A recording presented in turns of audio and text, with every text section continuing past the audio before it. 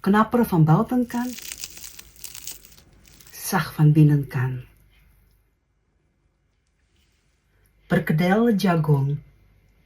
2 blikken mais, 1 blik gemalen, andere blik mais, shallotjes, knoflook, rode peper of rawiet, dunne gesneden en limoenenbladjes, ei, zout, bouillonnepoeder, suiker, peper, maïzena, gewone bloem, de uitjes. En dan roer goed door, alles goed gemengd.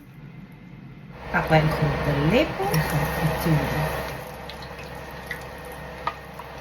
Ga nou niet omdraaien, wachten totdat hij gaat drijven. Hij drijft, dan ga je avontuur omdraaien, goudbruin gekleurd, dan is dat klaar.